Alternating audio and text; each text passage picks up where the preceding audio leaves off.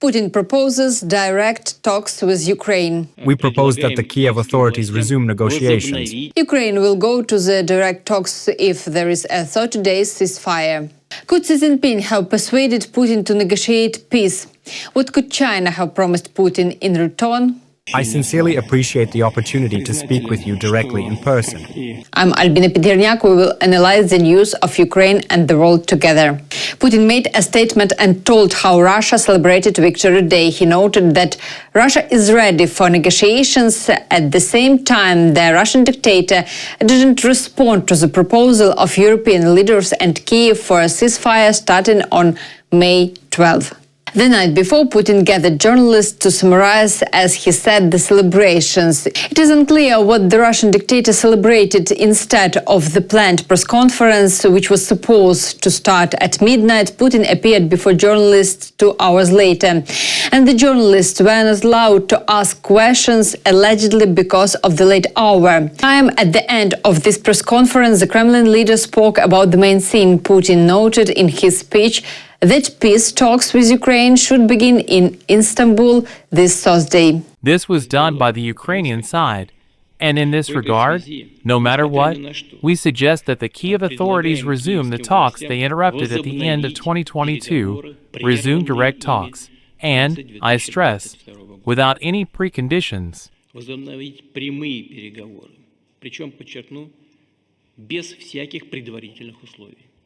We propose to start without delay as early as next Thursday, May 15th, in Istanbul, where they were held before and where they were interrupted.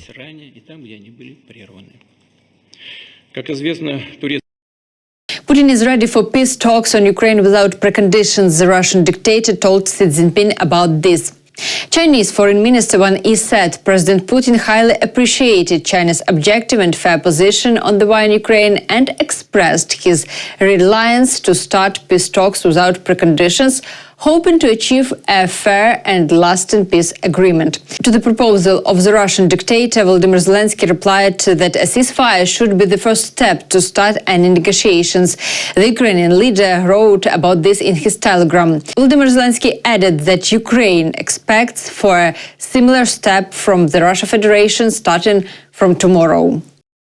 This is a good sign that the Russians have finally considered the ending of the war. Everyone in the world has been expecting this war end for a very long time, and the very first step in the real end of any war is a ceasefire. There is no point in continuing the killings, even for a day. We expect that starting from tomorrow, May 12th, Russia will confirm a ceasefire, complete, lasting and reliable. Ukraine is ready for a corresponding meeting. Russia must show by its actions that it is ready to start a peaceful track. And only after the shelling stops will it be possible to talk about Russia's real intentions. Here is what the head of the Ukrainian President Office, Andriy Yermak, wrote in his telegram. First, a ceasefire for 30 days and then everything else. Russia shouldn't discuss its desire to continue the war under verbal constructions. A ceasefire is the first step towards ending the war, and it will confirm Russia's red lines to end the killings. Yesterday, press conference was indeed called by Putin to show off his victory parade. The Kremlin wasn't preparing to respond to the proposal from world leaders for a ceasefire. In fact, Putin had to do it unplanned. And this accordingly explains the vagueness of the position expressed by the Russian dictator. Moreover, it explains the confusion that we saw in Putin's henchman Ushakov when propagandist Zarubin approached him for a comment. At what level can these talks in Istanbul take place? We will announce it. We have just proposed, as you know, May 15th, Thursday, and we are ready to start in the morning. Who will lead the Russian delegation? We will inform. It turns out that we are now waiting for their answer. Well, of course, we are waiting for a reaction. We are waiting for a reaction, yes. Can it be the ministerial level or lower after all? Well, it will be announced. Well, what is there to guess now? Now a proposal has been made for negotiations without conditions. You just need to come and start negotiations. Well, simple enough, if people want it, of course. The ceasefire proposals have 22 points. These are specifics on how to implement the ceasefire, which should move into a further peace track. These proposals should be taken to Moscow by Trump's special envoy Steve Witkoff. Donald Trump responded to Putin's statement about his readiness for talks in Istanbul. Here is what the American president wrote on his social media account Truth Social. A potential great day for Russia and Ukraine. Think of hundreds of thousands of lives that will be saved as this never-ending bloodbath hopefully come to an end. It will be a whole new and much better world. I will continue to work with both sides to make sure that it happens. The USA wants to focus instead of rebuilding and trade. A big week is upcoming.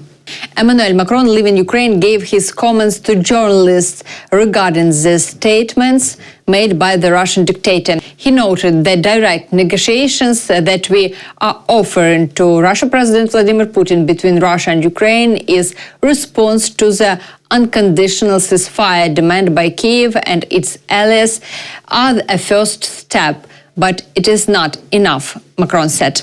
I'll remind you that the day before, world leaders gathered in Kyiv. British Prime Minister Keir Starmer, French President Emmanuel Macron, newly elected German Chancellor Friedrich Merz and Polish Prime Minister Donald Tusk.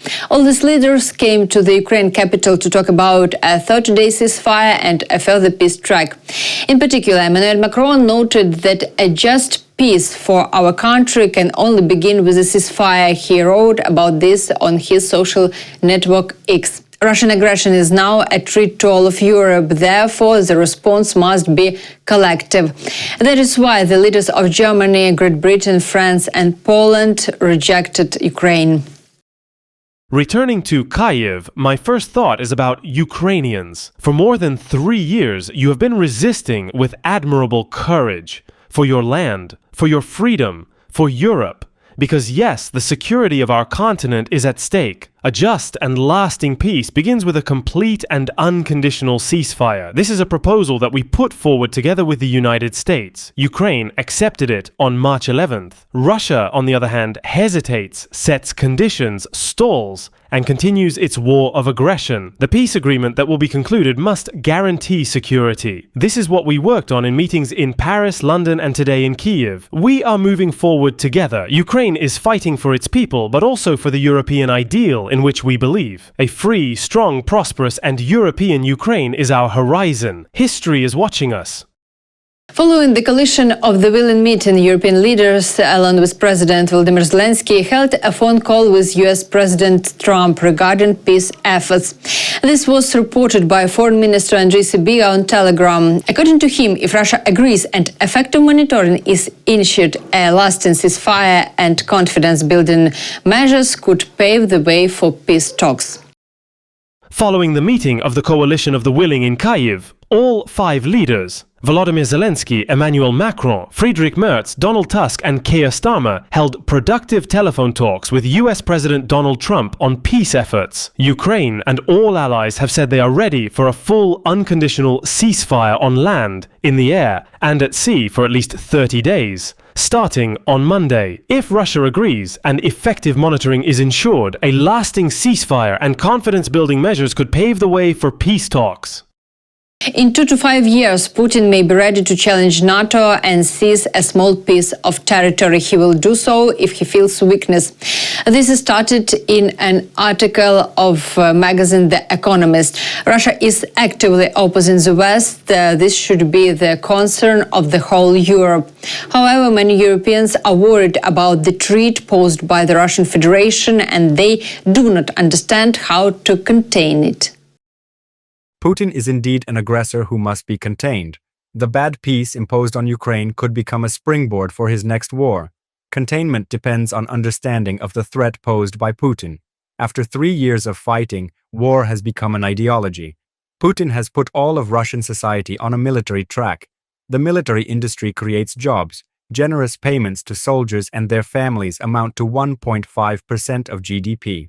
Putin is also using the war as an excuse for increasingly harsh repression and isolation from the West. Certainly, in a longer conflict, NATO could repel a first Russian offensive. But will it have the resources for a fifth or sixth? Putin could see it as a strategic victory if Trump refuses to show up, even if Russia is repulsed. That's because America's absence from the battlefield will strengthen Russia's influence in Europe. That means supplying Ukraine with weapons, as well as giving it more money to pay for what it can produce itself at a low cost. Ukraine could produce $35 billion worth of kits a year, but has orders for less than half that. Trump should understand that funding Ukraine is in America's interest, if only because China is watching Russia's progress. After the official events, the leaders of European countries walked through the memorable places of Kyiv and talked with Kyiv residents.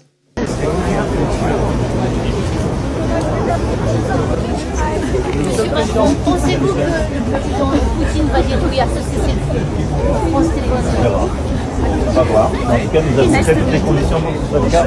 Qu'est-ce qui pourrait le pousser à changer d'avis, Monsieur Macron, pensez-vous? L'unité des Européens avec les Américains, la clarté des sanctions additionnelles qui sont prises. Thank you so much. The attitude of European leaders is very clearly visible in the moments of farewells that took place in Kyiv when they left for their countries. This is how Vladimir Zelensky said goodbye to Emmanuel Macron. Thank you for this wonderful. I was very happy. All the best. It goes to my heart. Thank you. Thank you. Thank you. Directly. Thank you.